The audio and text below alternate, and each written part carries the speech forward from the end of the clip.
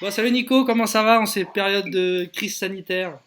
Salut Thibaut, bah écoute, on reste à la maison, confiné, hein, c'est pas l'idéal pour nous, qui préférons disons être sur les circuits, mais en tout cas, on n'est pas touché, enfin moi directement ou mes proches, on n'a pas été touché par cette crise, donc on est déjà chanceux et puis on espère voilà que ça va durer le moins longtemps possible et puis qu'il y aura de moins de gens qui seront touchés par ce virus qui fait beaucoup de mal en ce moment, quoi, hein. Donc voilà, on croise les doigts, on respecte les consignes, on reste à la maison. Nous, ça nous change parce que c'est vrai qu'on a d'habitude plus une vie de nomade, mais là, voilà, ça fait un peu de temps à la maison avec la famille, donc on essaie d'en profiter au maximum et puis on se tient informé des nouvelles, des changements de programme, des changements de calendrier et on essaie de se tenir prêt pour le moment où tout va repartir. Ça va, ça lui fait pas bizarre à ta femme elle va Ça fait t'avoir un 3 semaines à la maison, ça va faire bizarre.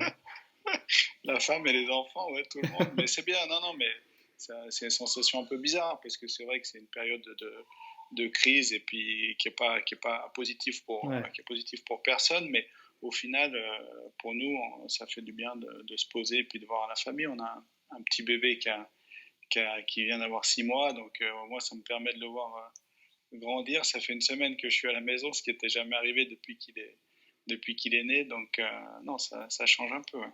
Donc là, tu fais quoi? Tu passes ton temps dans l'OT? T'en profites? Ouais, je passe beaucoup de temps avec lui et puis avec le grand, on joue au foot. On a la chance d'avoir un petit bout de jardin, donc on en profite pour sortir, pour jouer un peu dans le jardin et puis voilà, un peu de devoirs parce que maintenant il fait l'école à domicile, donc il faut s'occuper des devoirs et puis voilà, passer un peu de temps avec ma femme, on regarde des films et puis on reste en contact aussi avec les ingénieurs sur voilà, tous les prochains programmes, les calendriers.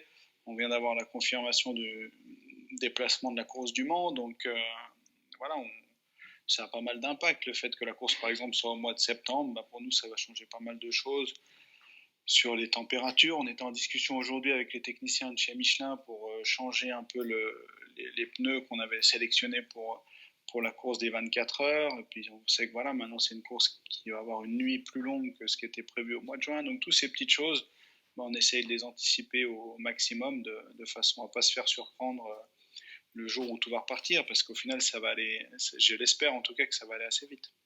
Justement, donc en fait, vous arrêtez jamais de bosser, quoi. Même quand c'est la pause, vous bossez encore pour les courses à venir, quoi.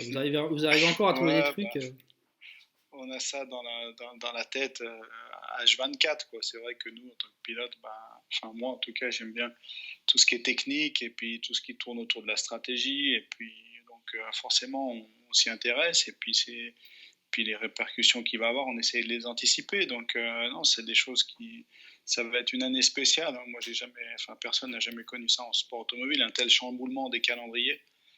Ça va forcément changer un peu la donne. Bon, un ingénieur bien nommé un ingénieur que tu connais bien, David Floury, disait on n'a pas connu le Mans 68, mais on va connaître. On n'a pas connu mai 68, mais on va connaître le Mans en septembre, ça va faire bizarre, non? Ouais, ouais, c'est clair que ça va faire bizarre, ça sera une première.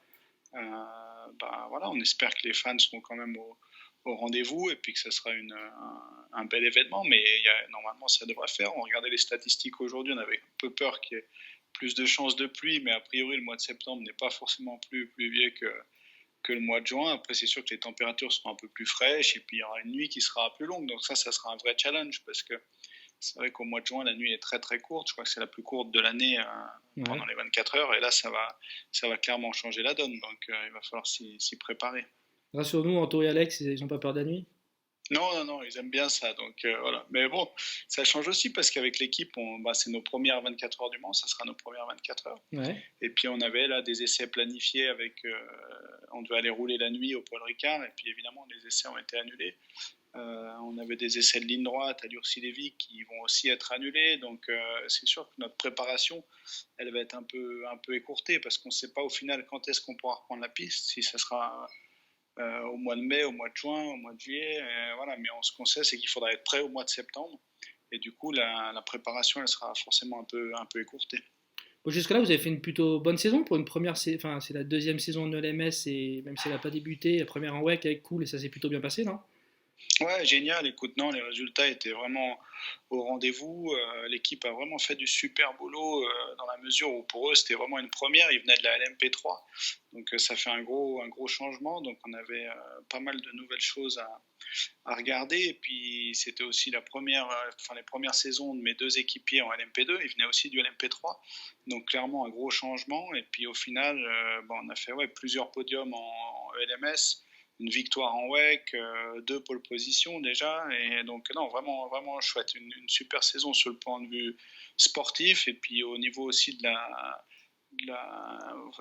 manière dont l'équipe a grandi et évolué, ça j'en suis vraiment très content, c'était un gros challenge, ça s'est mis super vite en place, et au final, voilà, on a déjà trouvé notre place parmi les belles équipes de LMP2, on sait qu'on a pas mal de choses qu'on doit encore optimiser, mais en tout cas, non, c'est des super débuts, on est vraiment content. Ouais. Dans les stands, on te voit souvent avec le micro, le casque et le micro. Tu te mues en ingénieur de piste ou Ouais, j'essaie de donner des conseils à mes équipiers. C'est vrai qu'on a la chance d'avoir toutes les datas en direct. Et puis voilà, d'essayer de leur donner un peu de mon expérience. Souvent, c'est moi qui prends le départ. Donc, je peux voir un peu comment la piste est, comment la voiture se comporte. Et après, j'essaie de les guider un peu et puis de les faire évoluer au mieux. Mais ils ont fait du super boulot. Antonin, en tant que silver, il s'est placé clairement déjà parmi les très très bons silver du plateau. Et puis Alex, il a très peu d'expérience en sport automobile et puis il fait déjà partie des meilleurs bronzes aussi. Donc non, super content de leur évolution. Et je sais qu'il y a encore plus à aller chercher. Il y a vraiment un beau potentiel à aller chercher. Donc on va aller continuer à travailler pour continuer à progresser. on imagine que vous restez en contact là pendant tout ce temps?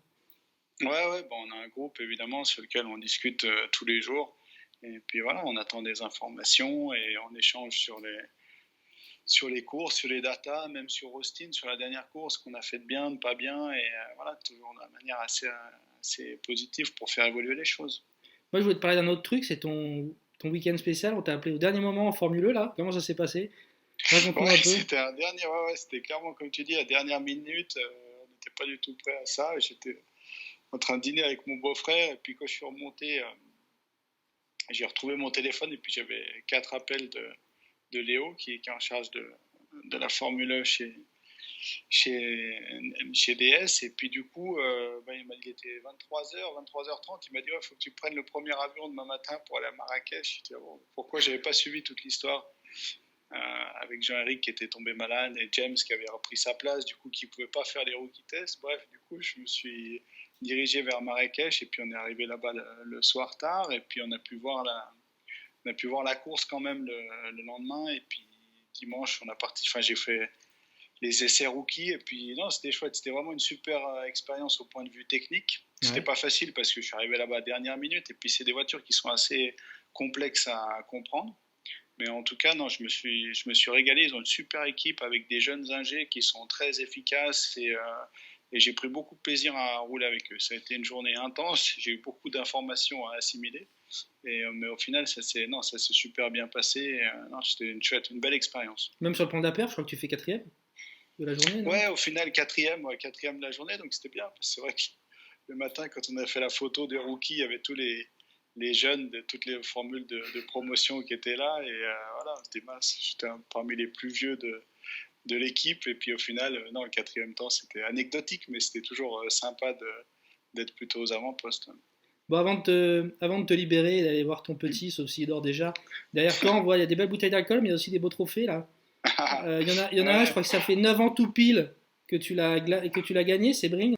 ouais, c'est vrai que c'était 9 ans aujourd'hui, je crois. Ouais, 9 ans aujourd'hui. Ouais. Mais celui-là, non, celui-là, c'est celui que j'ai gagné. L'an passé? Celui que j'ai gagné l'an passé. Ouais, celui-là, Ouais. c'est celui que j'ai gagné l'an passé. Là, j'ai la Coupe de Macao F3. Je garde pas beaucoup de courses, mais disons que ça c'est le trophée Tourist Trophy qu'on avait gagné à Silverstone avec Anthony Davidson et Seb Buemi. Après, ça c'était aussi le trophée de Macao, champion du monde de LMP2. Et puis après, ça c'est deux casques. Et puis après, j'ai un endroit un peu spécial pour mes courses des coupes des Ah, 24 heures. Donc voilà, ça c'est c'est là où tu mets la l'étagère. pression à cool, Voilà. là. Tu mets la pression à tes équipiers, là. Ouais, c'est clair. Voilà. Chaque D'accord. année, depuis ouais, c'est quoi, 2000? Ouais, 2019, 2018, 2016, 2015 et Ouais, puis 2014, troisième. Donc, non. d'accord. Super Nico, bah Voilà. merci beaucoup. Avec grand Et puis plaisir, on se les tient aux amis. Et nouvelles puis, et on espère te voilà. revoir très vite sur un circuit surtout. Respectons les règles et puis ouais, soyons patients. Voilà. Ciao ciao l'ami. Merci. Ciao. Ciao Thibaut, merci. Ciao, ciao.